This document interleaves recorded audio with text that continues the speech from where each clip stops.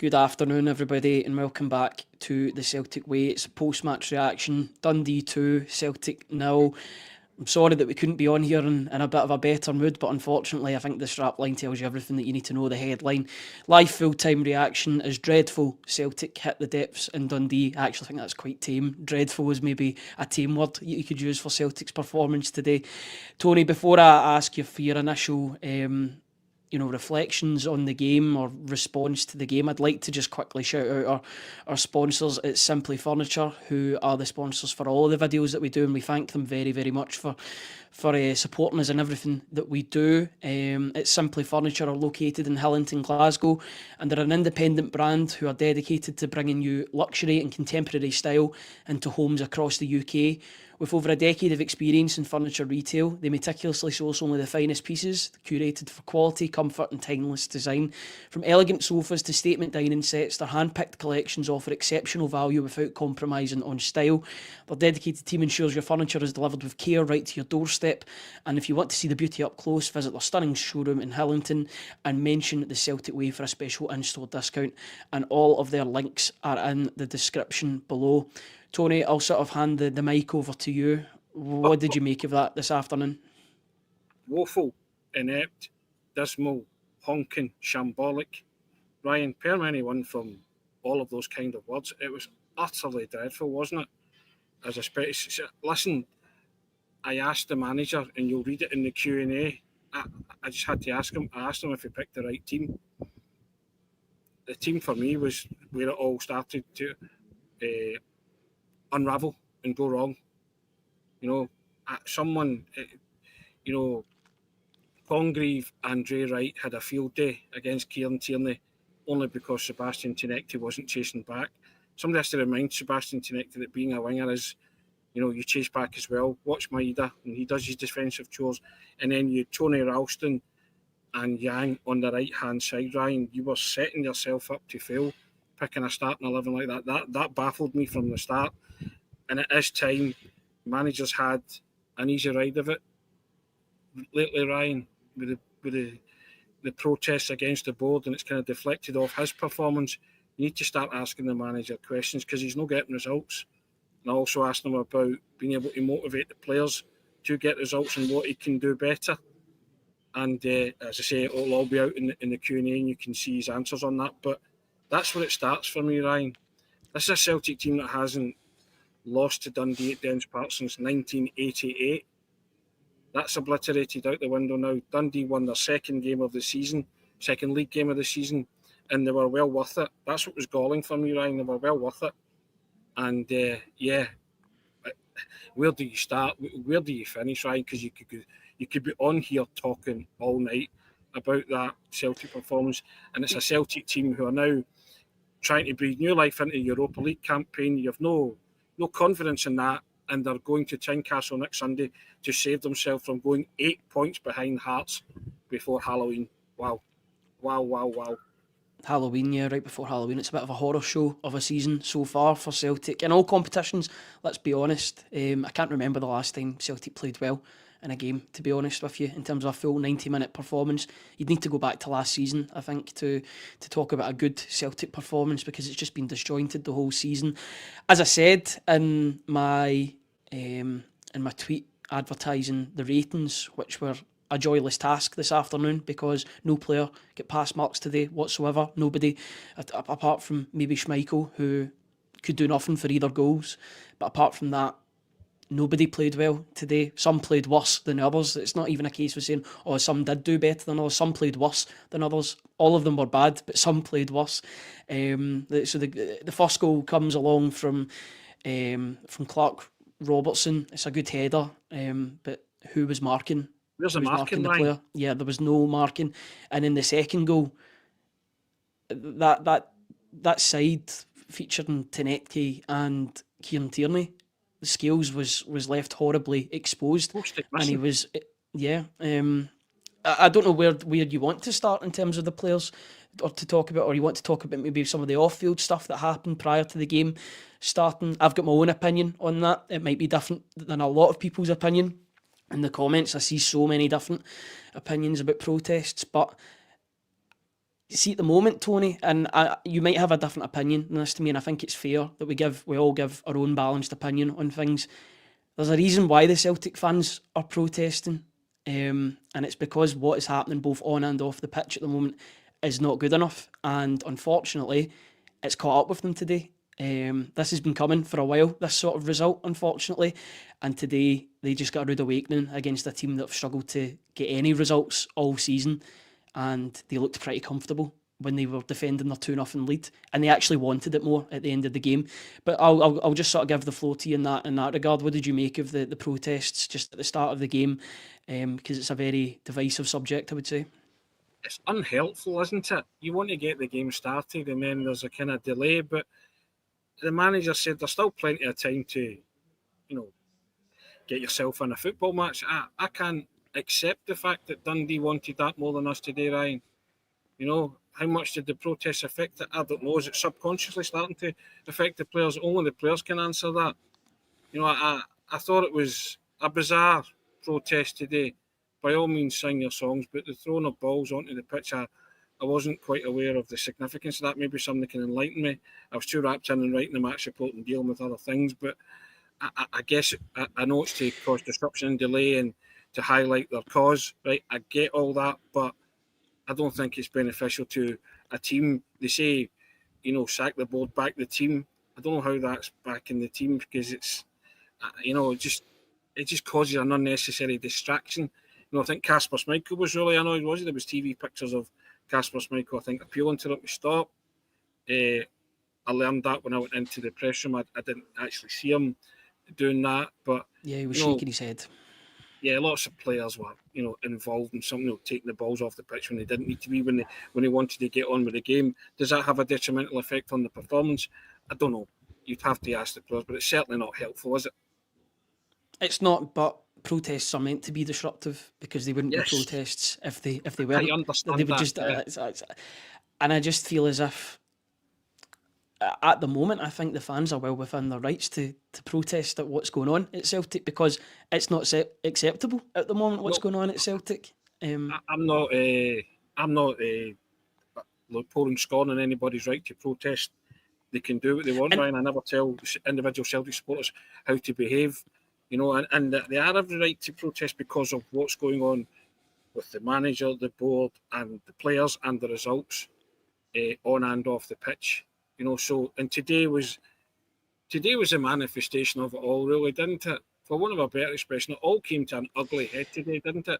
Everything that was bad about Celtic came to the fore today, and it manifested itself in a defeat to a team who've only won their second win of the season and won against Celtic in home soil for the first time in 37 years. I mean, that's incredible. And as we said there, they were worth it. And it's, to Celtic's shame that they couldn't muster anything. The manager brought on Johnny Kenny and who did he bring on James at half Forrest. time? Johnny Kenny. Yeah, James Forrest. That's an admission to me that he'd called it wrong from the start. But I think that in itself tells you all you need to know, Ryan, that in a desperate measure to try and salvage something in that game, you're turning to James Forrest and Johnny Kenny. I'm sorry, that tells you everything that you need to know. And it's no wonder the fans are protesting because you shouldn't be turning to those two guys to say, dig us out a hole, 2-0 reverse in Dundee.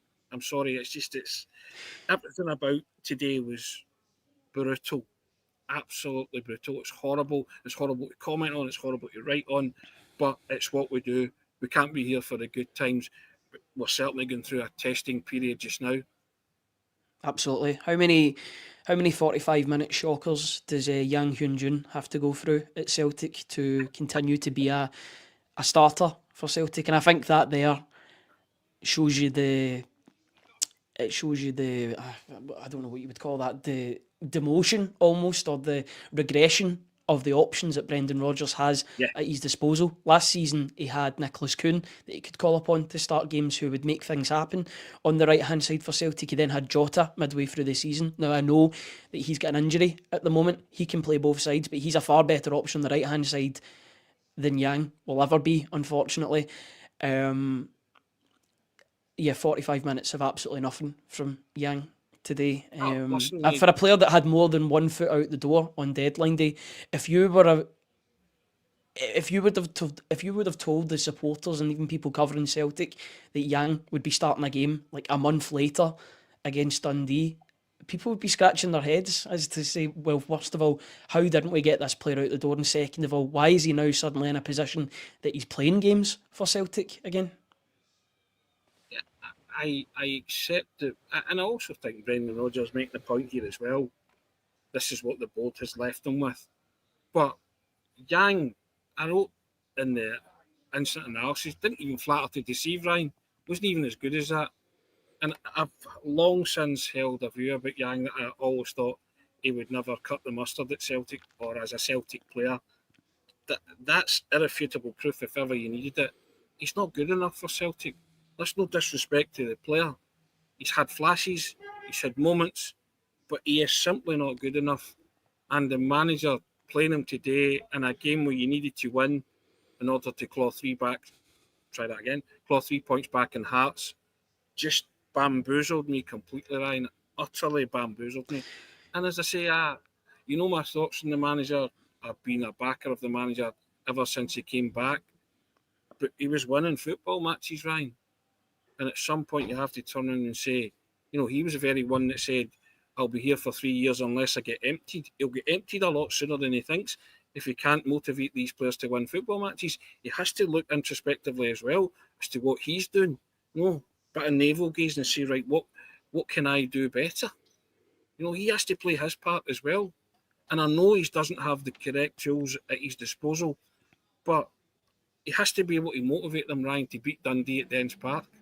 I'm sorry. Yeah. That for me, it's that for me today, the performance today was unacceptable. I know you can get adverse results, but the performance today was lamentable. It's inexcusable, and it's totally and utterly unacceptable.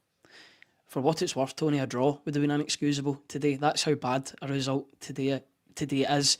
And I've got to say, I think if they'd have come back and drew the game, not that ever looked likely, if we're being perfectly honest with how Celtic played today, I think it would have annoyed supporters and people covering Celtic even more so, almost, because you've got to a situation where you're 2-0 down against a team that 2 weeks prior shipped 4 goals to Aberdeen, a team that couldn't buy a goal in recent times. Yes, I know they won yesterday. They seem to be in a better place now than what they were, but I'm not going to say this was a gimme game for Celtic, because Dundee were always going to be a difficult opponent, well organised under Stephen Presley. They had a good result at Ibrox against Rangers early on in the season, but for Celtic they had to turn up and do the business today to at least get to 2 points behind Hearts. Now, there was already pressure on Celtic going into that Hearts game next week. I know they've still got the Sturm Graz game on Thursday, which is just a unneeded distraction at this point to what's going on domestically, in my opinion.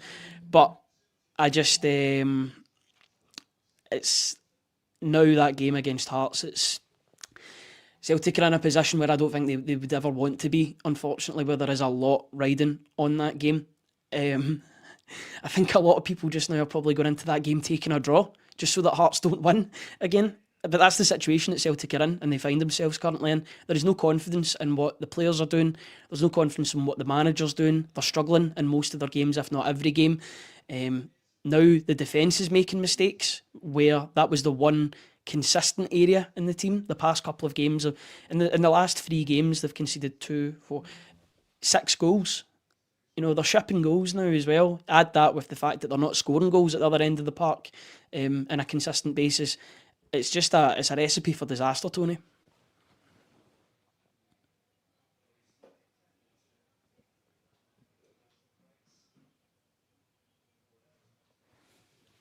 Oh, Tony, are you there? I think Tony's froze on us. If he can just give us a wee refresh. Oh, he's back. Up, Ryan. He's back. We're talking about we don't know where the next win's coming from, and we don't know where the next goal's coming.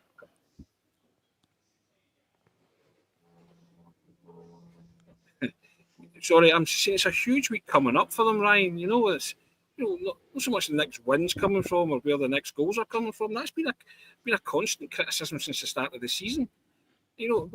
How is Celtic going to get their Europa League campaign on track if they can't score goals?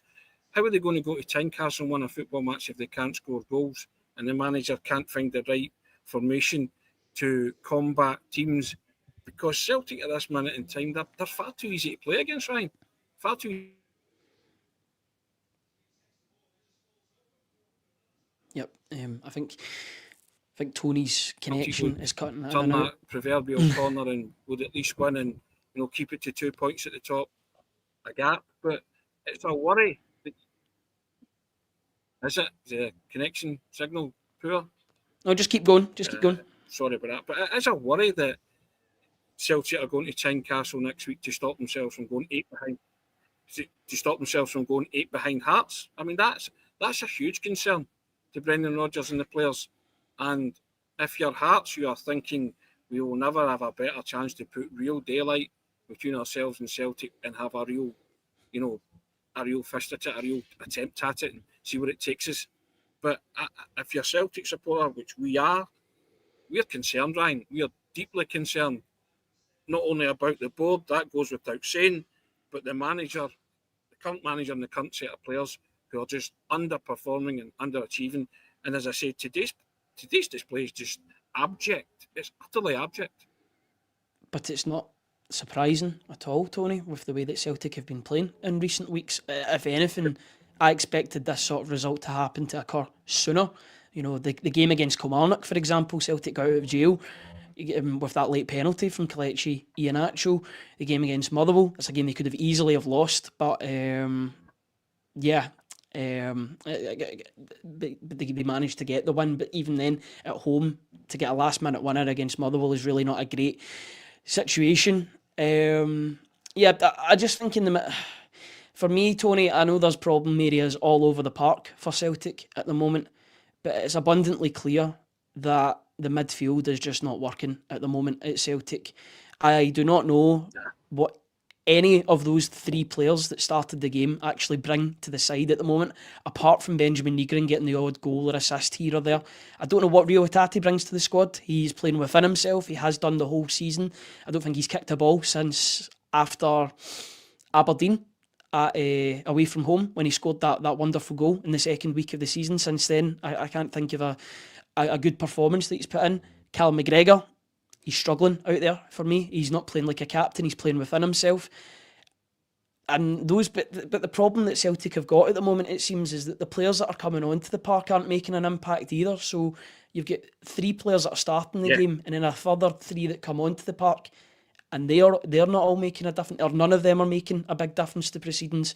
It's a real problem area, and I think it's bigger than personnel. I think it's formational. Formationally, it just does not work at the moment. But everything's not working about the midfield. It doesn't matter what permutation the manager goes with, and and there's even bigger white elephants in the room, Ryan. Talking about Kieran Tierney as well. I bring him into that, but that was exposed today, big time. But the midfield, I mean, how Rio Hatate started that game is beyond me, Ryan. It really is. He brought Benjamin Negrin back in because I know he scored against Motherwell and he offers goals, coming into the box with late runs, and I can understand that thinking, but even then that's been few and far this season for Celtic. But I can understand them playing him from the start. He's just risk averse to dropping the captain, isn't he? He'll just no do it. And there are some times when you think captain could maybe do with a rest. But the guys that he's given the jersey to, Luke McCowan, Paulo Bernardo, Arnott Engels, none of them have convinced either. So he is stuck between a rock and a hard place here, Ryan. But I don't think he helps himself when Hatate is clearly off form. And, he should not have been in that starting 11. I know hindsight's a great thing, but I said it at the top of the programme when we spoke about the starting 11. I said I was concerned that Hatate was there, playing within himself, just off form for me, Ryan, just having an absolute nightmare, and maybe his head is out the door, I don't know. And if that is the case, then there'd be a better, it would be beneficial for both parties if there's a partner of the ways in January.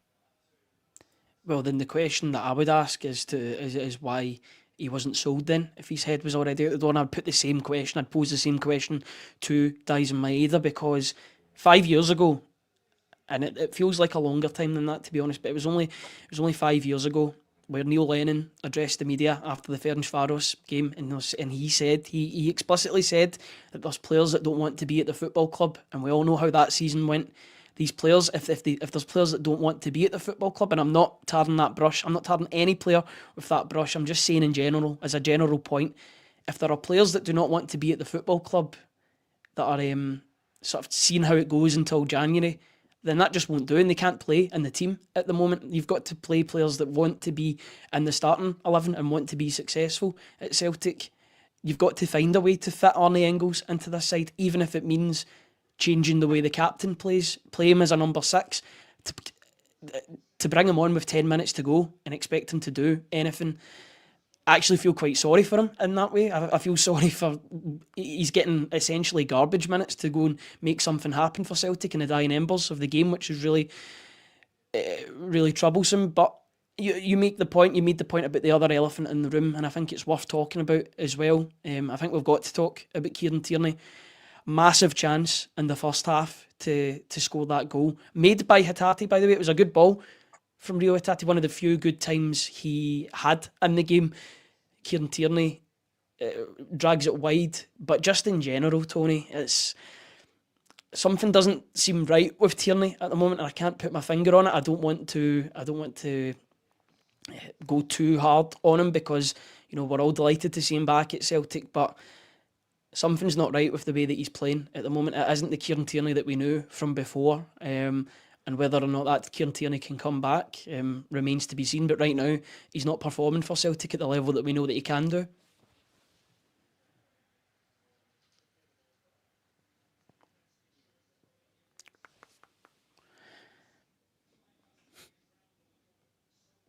Oh, and I think he has frozen. I think he's going to refresh and try and come back in, guys. I'll just bring in some of the comments while Tony is away. I'll actually just go full screen as well, just to make sure there's not any blank space there on the right-hand side. There's so many live comments, and we really do appreciate each and every one of you coming in to talk about Celtic. There he is. Tony's back in already, actually. Give me a little second. Let's see if he's coming back in. Is he back? Tony, are you back? Yeah, I'm here. Yeah, listen. Yes, I'm back. The signal's dreadful, isn't it? I am, say, at the back of the stands at Dens Park, but yeah, Did you hear the point I made about Kieran Tierney? Second word that you were saying before we disappeared, but I'm sure we'll go into this in great depth over the coming days. But it was poor all round, wasn't it, Ryan? And I'm being euphemistic there when I say poor. Yeah, the point that I was making, just to bring it back to Kieran Tierney. You were talking about his chance that he had, weren't you? Is that right? I was talking about the chance to begin with, but then I was talking about just the wider issues that I think he's got at the moment. I don't really know what his ceiling is at the moment in terms of the player that he can be for Celtic, but I'm slightly concerned at the level that he's playing at the moment. He drifts. I mean, after there's about a 60-minute mark in a game where you just know that Kieran Tierney will not be effective in the game after that point. I don't know if that's down to long-term fitness. I don't know if he's still getting up to speed, if he can't play with the rigours of week in, week out, 2 games a week, plus international football as well. But it is the elephant in the room, unfortunately. There was big fanfare when Kieran Tierney returned to the club in the summer, but right now he is a shadow of the player that left to join Arsenal 6 years ago.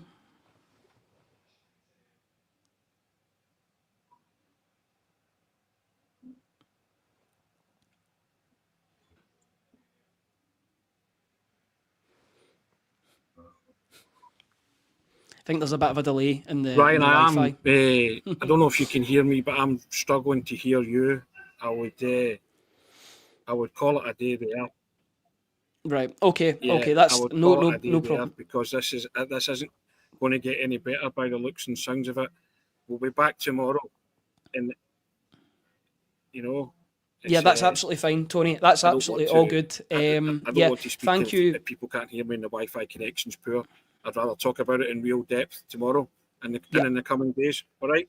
Yep, absolutely. Tony, thank you very much for joining me. Sorry we couldn't get into more of your comments, guys, but we thank each and every one of you for joining us on today's show. Over 1,000 people watching. People are desperate to have their say on all things Celtic at the moment. Apologies for the slight internet connection. There's nothing that we can do about it. There was a couple of journalists today that were really struggling with the Dens Park signal too, that resulted in a couple of them using hotspots to get their stuff out. So we can only work with what we're working with, unfortunately, at the moment. I would do it myself, but it's a very difficult job to try and manage all the comments coming in at one time. Everybody wants to have their say on what happened. But listen, Celtic are 5 points.